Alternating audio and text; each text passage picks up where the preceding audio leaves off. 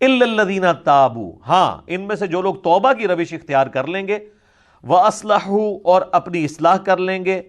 اور صرف توبہ اور اصلاح سے کام نہیں چلے گا کہ یار میں نے جو حق چھپایا ہوا تھا میں توبہ کرتا ہوں، نہیں، بتانا بھی ہوگا کیا چھپایا تھا. وَبَيَّنُوا اور بیان بھی کر دے جو کچھ اس نے چھپایا ہوا تھا. یعنی بخاری مسلم سے وہ رفع الیدین کی حدیثیں بھی بتا دے، اور رفع الیدین کرنے والے جو ہے نا وہ آل امیہ کی بدماشیوں پہ جو روایتیں ہیں نا وہ بھی بتا دے، تب ان کی توبہ قبول ہونی ہے، ادروائز وہ بھی لعنتی ٹھہریں گے. یعنی جتنا بڑا جرم یہ ہے نا کہ کوئی شخص رفع الیدین کی حدیثیں چھپائے، اتنا ہی بڑا جرم نبی علیہ السلام کی ان پروفیسیز کو دیکھیں. مشرکین عرب نے اگلی کتابوں میں جو پروفیسیز نازل ہوئی تھی ان کو چھپایا، تو اللہ نے کہا لعنتی. تو جو رسول اللہ پہ نازل ہوئی پروفیسیز کو چھپائے وہ اس سے بڑا لعنتی، کیونکہ رسول اللہ کی وہ چھپا رہا ہے نا. اور پھر اس سے بڑی بات رسول اللہ کا ماننے والا بھی ہو وہ بھی پروفیسیز چھپائے گا تو لعنتی. آپ بتائیں دلائل النبوہ ایک ٹاپک ہے، صحیح بخاری میں بھی ایک چیپٹر ہے علامات النبوہ، نبوت کی علامتیں. مشکات کی تیسری جلد میں بھی اس نام سے ایک چیپٹر ہے. یہ ٹرم استعمال ہوتی ہے دلائل النبوہ اور علامات النبوہ، یہ دو ٹرمز استعمال ہوتی ہیں. نبی علیہ السلام کی وہ خبریں جن کی بنیاد پہ ہم یہ کلیم کرتے ہیں کہ آپ صلی اللہ علیہ وآلہ وسلم اللہ کے پیغمبر ہیں، کہ آپ نے اپنی زندگی میں مستقبل میں ہونے والے جو واقعات بتائے اور وہ اس طریقے سے پورے ہو گئے. کچھ پروفیسیز تو قرآن میں بھی آئی ہیں، جس طرح سورہ الروم کا آغاز ہی اس سے ہوتا ہے کہ وہ پرشین امپائر نے شکست دے دی تھی ایک بیٹل فیلڈ میں رومن امپائر کو، اور اس پہ مشرکین عرب بڑے خوش ہوئے. انہوں نے کہا کہ وہ بھی آسمانی مذہب کے ماننے والے ہیں، عیسائی، رومن امپائر ان کو شکست ہوئی ہے. تو اینالوجی انہوں نے یہ بنائی، اور پرشین جو ہیں وہ چونکہ آسمانی مذاہب کو نہیں مانتے، وہ آتش پرست ہیں، تو یہاں پہ بھی ہم بت پرست ہیں، تو ہم بھی مسلمانوں کو جو آسمانی مذہب کے ماننے والے ہیں شکست دے دیں گے. تو اللہ تعالیٰ نے کہا نا، ان قریب، بضع سنین، عربی میں بضع سنین کہتے ہیں 9 سال کے اندر اندر، حد 9 سال، رومن امپائر جو ہے وہ دوبارہ پرشین امپائر پہ غالب آ جائے گی، اور اس وقت مسلمان خوشیاں منا رہے ہوں گے. تو بلکہ جب یہ آیات نازل ہوئی تو حضرت ابوبکر نے شرط لگا دی 3 سال کے اوپر کہ 3 سال کے اندر. تو نبی علیہ السلام نے فرمایا 3 سال نہیں، بضع سنین جو ہے وہ 9 سال تک کے لیے آتا ہے، تم 9 سال کے اوپر لگاؤ. اس وقت شرط لگانا جائز تھا، اور وہ جیت بھی گئے پھر شرط حضرت ابوبکر صدیق رضی اللہ عنہ کو. واقعی پھر فتح بھی ہو گئی. یہ تو خیر اس وقت تو یہ لوگ یہ دیکھ رہے تھے کہ یار، وہ دیکھتے تھے کہ جناب رومن اور پرشین کی آپس میں ٹسل ہو رہی ہیں، ایک دوسرے پہ غالب آتا ہے، دوسرا اس پہ غالب آتا ہے. یہ تو ظاہر تماشائیوں کے طور پہ دیکھ رہے تھے نا مسلمان. یہ مسلمانوں نے تو یہ سوچا ہی نہیں تھا کہ ان قریب یہ ہمارے پاؤں کے نیچے ہوں گے دونوں. ٹھیک ہے، اس کی آپ نے برا نہیں منانا. ایک وقت ہم بریلوی دیوبندیوں کے مناظرے دیکھا کرتے تھے کہ یار یہاں پہ بریلوی غالب آ گئے، یہاں پہ دیوبندی غالب آ گئے، یہاں پہ اہل حدیث آگے نکل گئے، یہاں پہ شیعہ نکل گئے، ادھر وہ پیچھے رہ گیا. یہ تو ہم نے سوچا ہی نہیں تھا کہ یہ سارے کے سارے جو ہیں وہ ہماری اس دعوت حق کے سامنے ڈھیر ہوئے ہوں گے. آپ دیکھ لیں کس طرح ڈھیر ہوئے ہیں. یعنی میں تو جب یہ چیزیں دیکھتا ہوں تو مجھے بالکل نظر آتا ہے کہ یار ہم تو بڑی ان کو حسرت کے ساتھ دیکھ رہے ہوتے تھے کہ یار اچھا یہاں اس کی دلیل مضبوط ہے. یہ تو پتہ ہی نہیں تھا کہ سارے لمبے پہ آ جان گے. پہن کے نہیں، یرموک اور قادسیہ انہوں نے بھی ہوئی ہے کہ نہیں، الحمدللہ. تو یہ پروفیسیز نبی علیہ السلام کی قرآن میں بھی کئی ایک ہیں جو پوری ہوئی ہیں.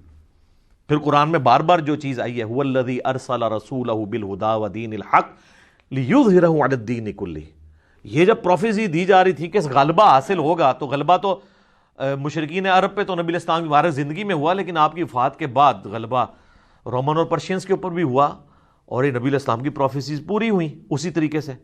اگر آپ کی زندگی میں ہوتی تو اپنی زندگی میں تو بڑے بڑے جنگجو آئے اور انہوں نے بڑی بڑی حکومتیں اسٹیبلش کی. سکندر اعظم بھی آیا نبی علیہ السلام سے بہت پہلے. آپ علیہ السلام کے بہت بعد چنگیز خان آیا جس نے سلطنت عباسیہ الٹ دی. لیکن نبی علیہ السلام ایک جنگجو نہیں تھے بلکہ ایک پیغمبر تھے. اور وہ فرق کہاں سے ہمیں ظاہر ہوتا ہے؟ نمبر 1 چیز ہے دلائل النبوہ اور علامات النبوہ، کہ نبی علیہ السلام ایسی پیش گوئیاں کر کے گئے جو من و ان اس طریقے سے پوری ہوئی ہیں. بخاری مسلم میں حدیث ہے کہ ان قریب کیسر جو ہے وہ ختم ہو جائے گا, قیامت تک کوئی کیسر روم پھر نہیں ہوگا, ہمیشہ کے لیے رومن امپائر ختم ہو جائے گی. یہ بہت بڑی پروفیسی ہے.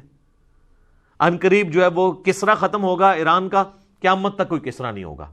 دیکھ لیں سر, 1500 سال ہو گئے ہیں, کوئی دوبارہ امپائر, بلکہ اب تو امپائر بننے کے چانس ہی ختم ہو گئے, اب تو ملک بن چکے ہیں, اب تو نیا کانسیپٹ, ملکوں کا کانسیپٹ آ گیا.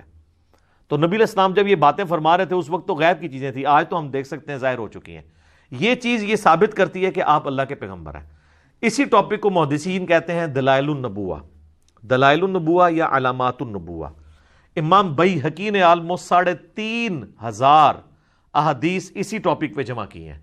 اس کا نام ہی انہوں نے رکھا ہے دلائل النبوہ. اچھا, یہ لفظ نبوہ ہے, نون کے اوپر پیش ہے, زبر نہیں ہے. اردو میں ہر چل جاتا ہے, لیکن عربی میں اصل میں یہ لفظ نبوت ہے. تو ختم نبوت لفظ ہوگا, نبوت نہیں ہے, نون پہ بھی پیش اور با پہ بھی پیش. تو دلائل النبوہ جو کتاب ہے 3,500 احادیث ہیں, اس میں انہوں نے ثابت کیا کہ نبی علیہ السلام نے کون کون سی پیش گوئیاں کی.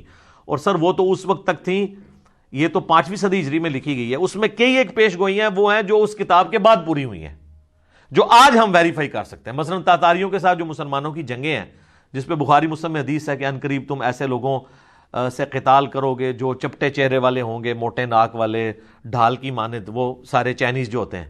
تو یہ حدیثیں بخاری مسلم میں تو موجود تھیں, لیکن یہ پروفیسی تو آ کے 8ویں صدی کے اندر آ کے پوری ہو رہی ہیں. تو اس وقت مسلمانوں تو نہیں سوچا تھا کہ یہ ہوگا سارا معاملہ. تو یہ دلائل النبوہ, نبی علیہ السلام کی جو نبوت کی خبریں ہیں, یہ اس بات کا ثبوت ہے کہ آپ اللہ کے پیغمبر ہیں. کیونکہ کسی اور جنگجو نے کبھی یہ پیش گوئی نہیں کی ہے کہ میرے بعد یہ ہوگا اور وہ اس طریقے سے ہو جائے. یہ آپ کو دوسرے جنگجوؤں سے ممتاز کرتی ہے. نمبر 2, جتنے بھی جنگجو آئے انہوں نے کوئی سسٹم نہیں دیا اپنے فالوورز کو. وہ انہوں نے حکومتیں بنائی, قبضہ کیا, اپنی ریٹ اسٹیبلش کی, چلے گئے, پیچھے ان کے لوگ لڑتے مرتے رہے. لیکن نبی علیہ السلام ایک سسٹم دے کے گئے, اور اس سسٹم کی برکات ہیں کہ باقی سارے انقلاب وقت کے ساتھ ختم ہو گئے. لیکن نبی علیہ السلام کا انقلاب آج بھی گلی گلی موجود ہے. دنیا میں 1.5 ارب لوگ ہیں جو اس پیغمبر کے ماننے والے ہیں. دنیا کا کوئی ملک نہیں جہاں پر نماز نہ پڑھی جاتی ہو.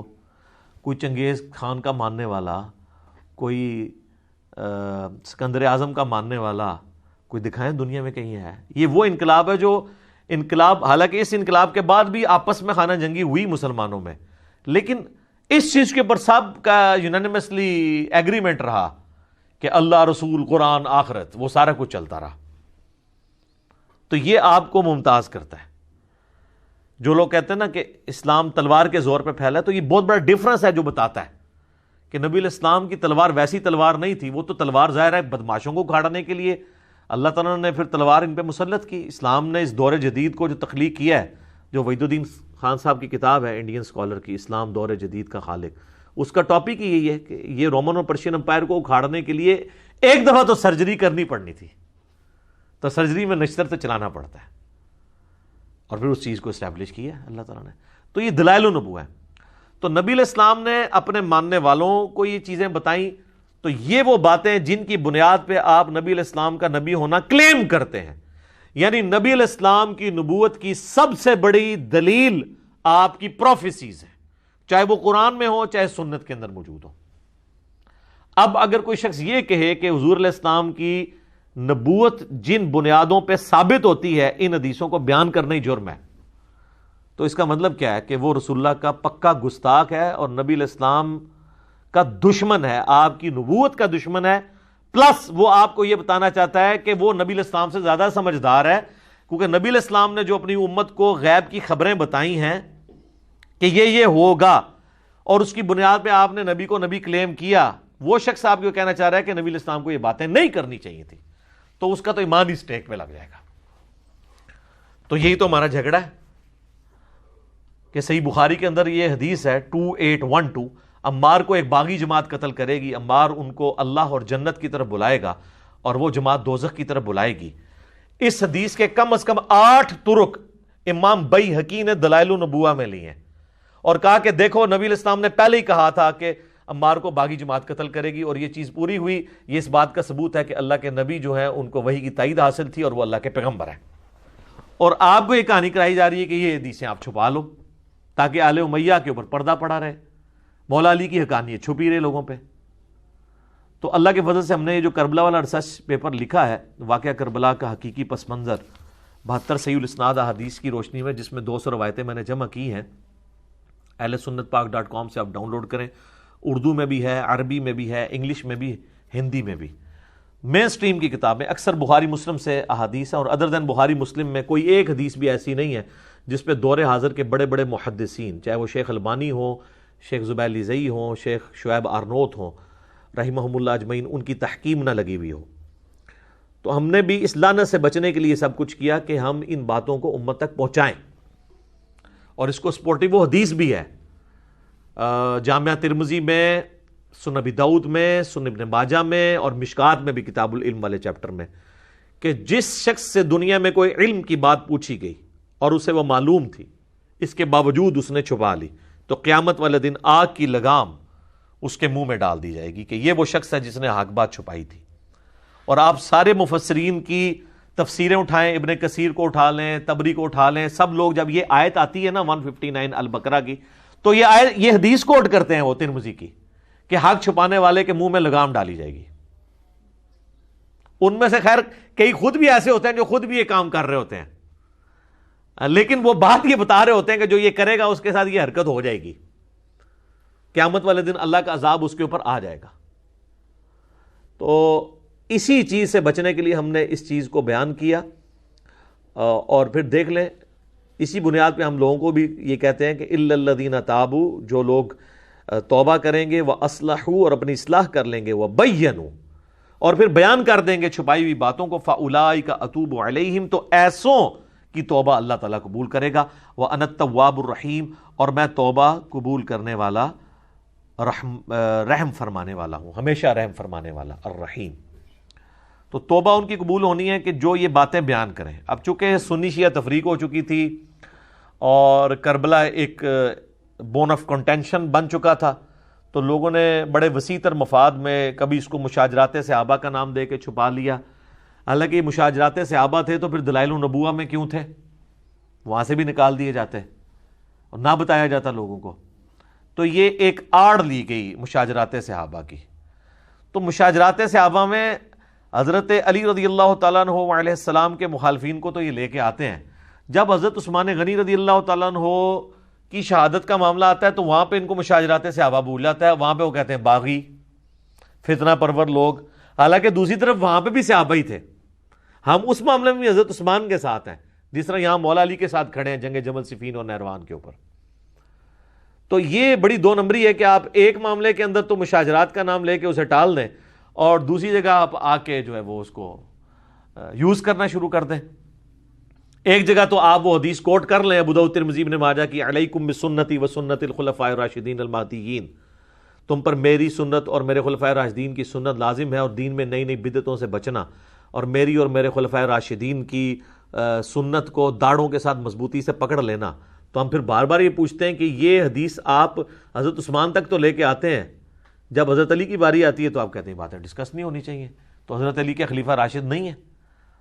تو اس کو وہ پنجابی کہنے میٹھا میٹھا ہپ ہپ تے کوڑا کوڑا تھو تھو۔ تو اللہ کا شکر ہے کہ ہماری دعوت حق سے جہاں پہ ہم نے قرآن کی توحید کو بیان کیا، جو غدیر خم پہ نبی الاسلام نے ہمیں قرآن اور اہل بیت دو چیزیں دی تھی، صحیح مسلم میں اوپر ترے 4 حدیث 6225 سے 6228 تک، تو اس پلیٹ فارم سے الحمدللہ قرآن کی توحید بھی بیان ہوئی اور اہل بیت کا دفاع بھی ہوا ہے۔ بعض لوگ جو ہیں وہ آدھے غدیر خم پہ کھڑے ہیں، وہ توحید کو لے کے بیٹھے ہیں، اہل بیت کا نام آتے ہی ان کو جناب مصیبت پڑ جاتی ہے، اور بعض لوگ صرف اہل بیت کا نام لے کے چل رہے ہیں اور قرآن کی توحید کا نام سنتے ہی ان کے ماتھے پہ بل آنا شروع ہو جاتا ہے۔ یہ وہ پلیٹ فارم ہے جہاں سے پورے کا پورا دین بیان ہو رہا ہے۔ باقی سب لوگ آدھی آدھی باتیں، افتؤمنون ببعض الکتاب وتکفرون ببعض، کتاب کے کچھ حصے کو مانتے ہیں، کچھ کو چھوڑتے ہیں۔ تو اللہ نے فرمایا ایسے لوگوں کی پھر جزا یہ دنیا میں ذلت اور رسوائی، اور آخرت میں بڑے عذاب کی طرف انہیں جھونکا جائے گا۔ اللہم اجرنا من النار۔